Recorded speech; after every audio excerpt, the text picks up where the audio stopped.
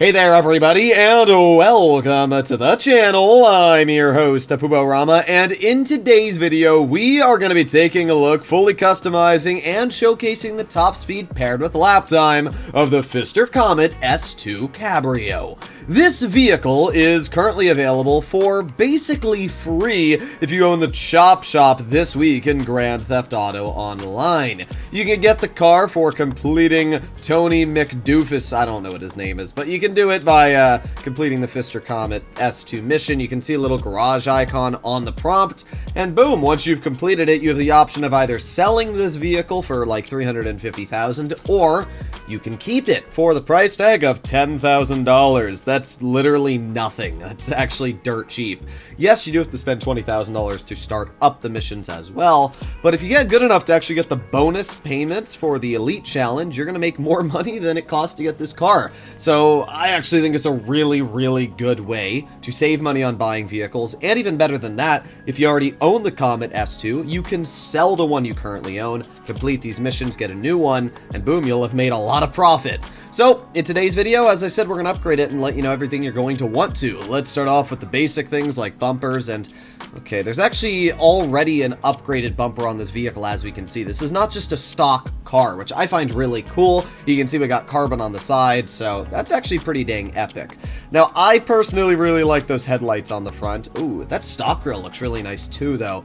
However, I like the endurance bumper. Looks pretty dang good. Then we got some rear bumper designs. We have the vented smooth bumper, or, I mean, we gotta go for the vented SR. I mean, that just looks so freaking cool, so that's what we're gonna go with.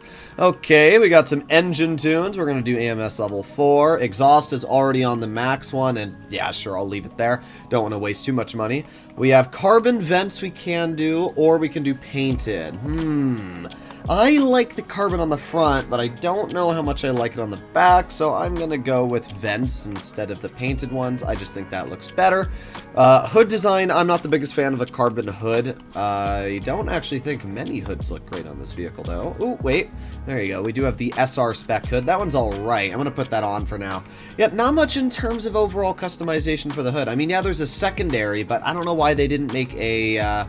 I guess the primary endurance hood is alright. I don't know. There's just not much in terms of hood designs for this vehicle. We'll stick with what we have on it. Alright, obviously we got xenon lights already equipped. We got some liveries. So I have this on my other Comet, so I'm not going to worry about this livery too much.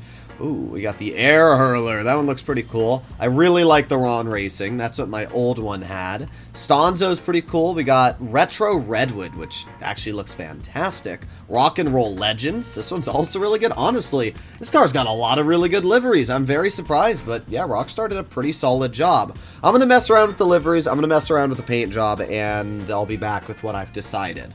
I've decided to pair Ron Racing with a Midnight Blue. I actually think this looks really, really clean. It's not super vibrant, which I think is normal for a Porsche, but we also have that livery which stands out. I think this looks really, really cool, and that's what we're going to be sticking with here. So let's see what else we can do. We got license plate, and I'm just going to put a black license plate. I think that gets the job done. We got some skirts, which we can already see.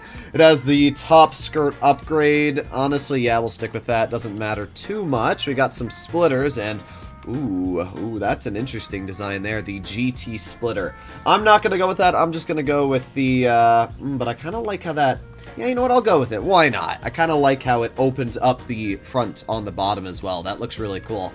So we got some spoiler options. We can do a carbon high ducktail, or we can kind of stick with the smoothless, which is what we'll probably do, because while the stock spoiler looks cool, I just don't love the carbon, and the stock spoiler obviously doesn't give you as much overall handling. It doesn't have as much grip, which is kind of cringe, I'm not gonna lie.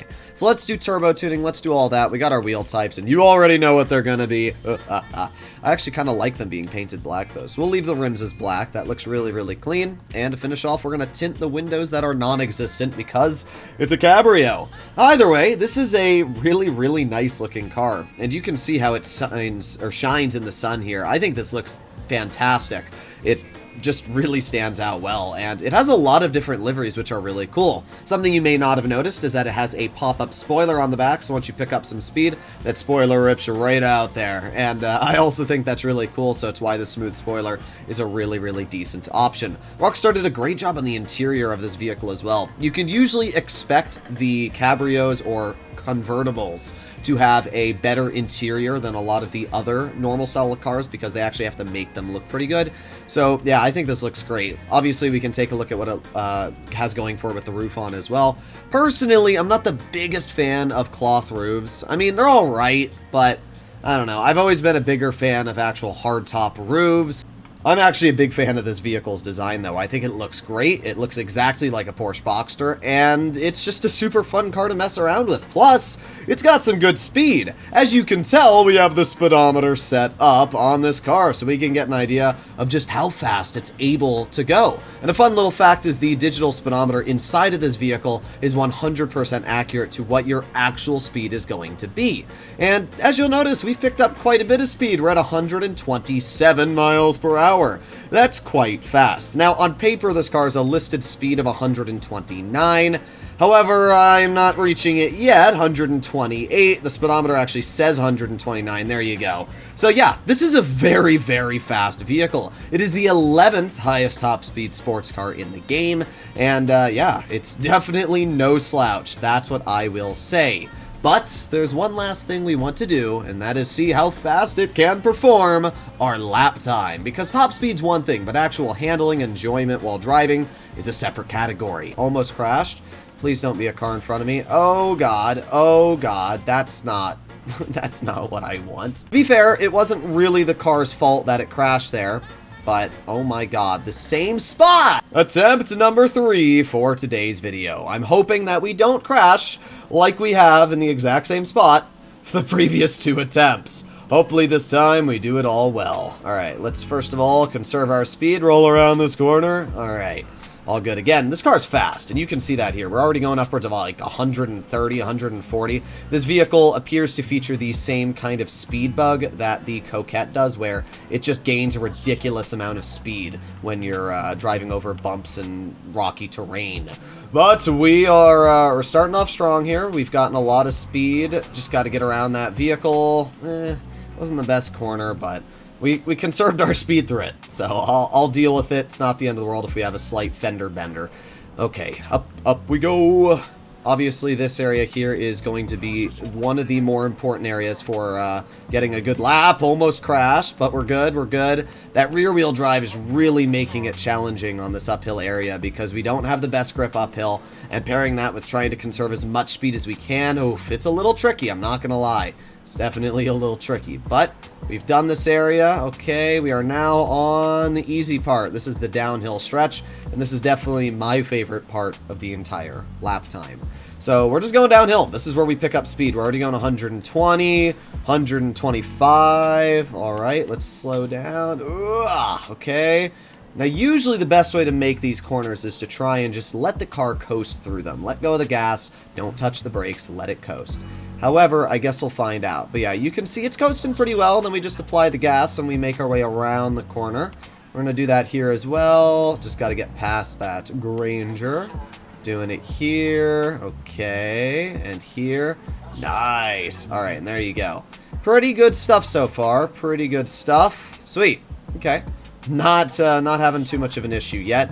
And just like that, we are now on the final stretch, which is speed and power.